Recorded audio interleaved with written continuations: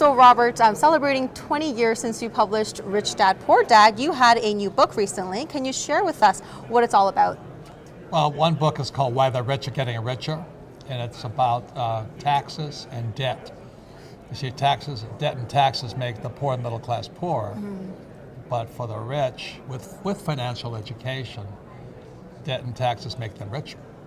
So that's why Trump and I are compatriots, because we use debt and we don't pay any tax legally.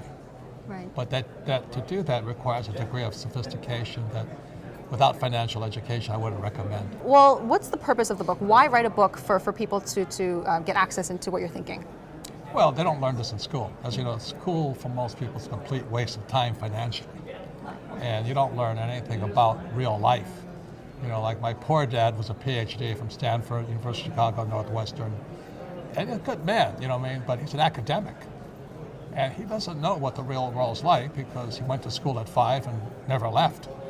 So every time I talk to an academic type like Janet Yellen, or I listen to Bernanke and these guys, they're out of touch with reality.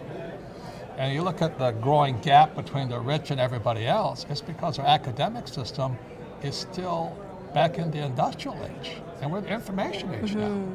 So it's just horrible. I mean, the school systems are horrible right now.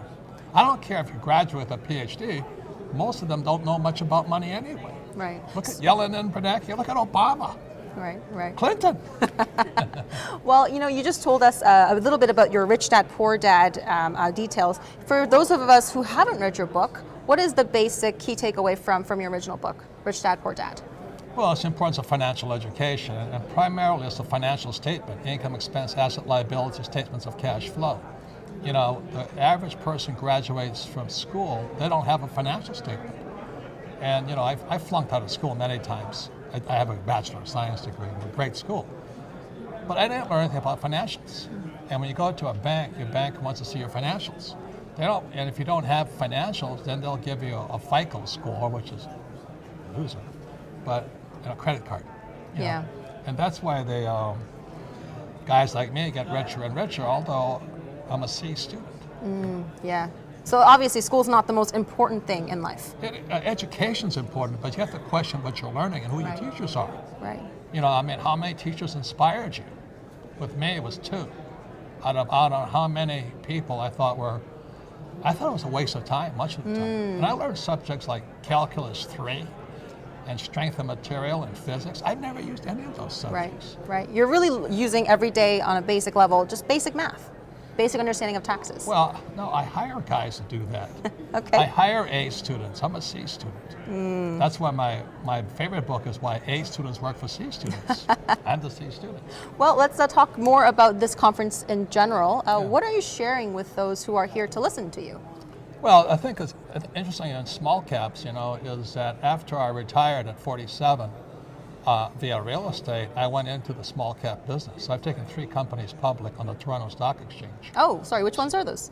Well, I don't want to mention them. But oh, no worries. Okay. Well, one of them didn't make it, one's still going, and one the Chinese took away from me. So I'm not that happy about China right now because we found one of the largest gold mines in China, and as you may know, the Chinese are amassing lots of gold right now.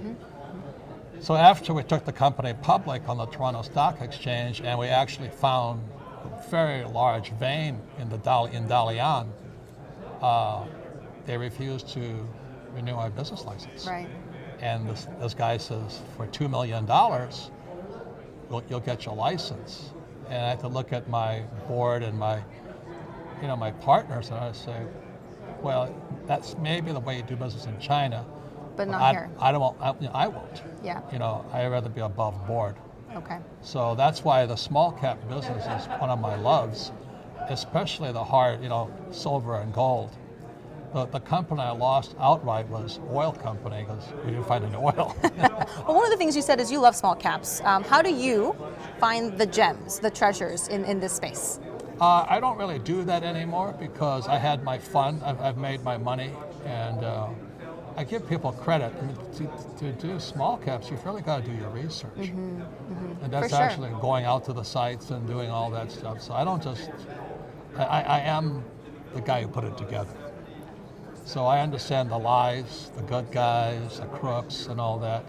So a person who is interested in small caps, that's why your service is good, but you still have to really look at the management and the due diligence and the track record. For sure.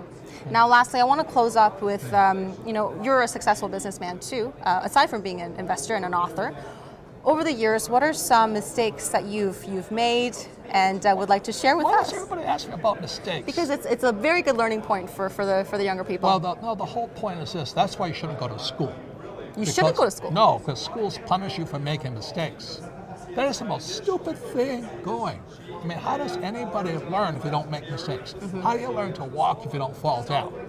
And these You're right. school teachers, they don't make any mistakes. That's why they're poor.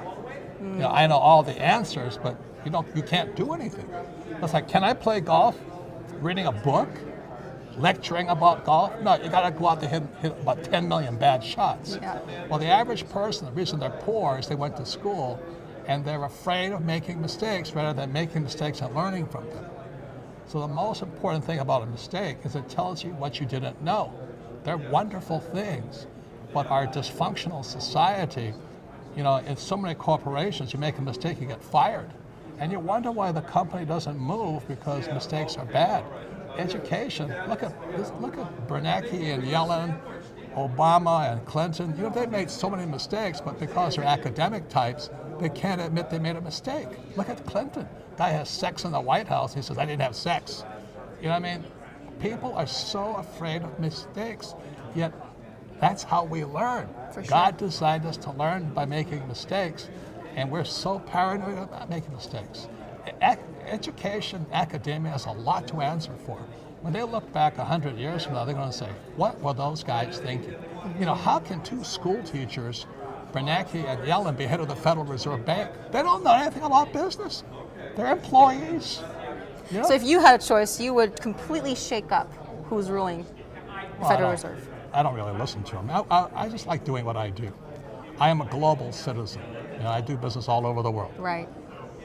I love America, but I also love the world. So I'm just not limited by the constraints of what the Fed says. I was just in China 3 days ago. They've leapfrogged us. Yeah. The Chinese are so far ahead of America right now. For sure. We're just talking about Bitcoin. In China, they stopped using the yuan. They're all on their little cell phones. Bam, bam, bam. The merchants won't take currency. They'll take crypto. And they've leapfrogged us. And America still wants to make them wrong and all this stuff. I feel for Japan. I'm Japanese. Japanese followed America. Not too smart. Not too smart. So that's why Japanese, highest savings rate per capita in the world, and their government's printing more money. Japanese have the highest debt to GDP ratio in the world. They're the poorest country in the world, but they all save money. Why would you save money when the government's printing money? They can't think. That's what happens when you go to school. You're afraid you want to go along with the crowd. Right, you're afraid to be a the Asian mentality. You got to go to school, become a doctor. Oh, yeah.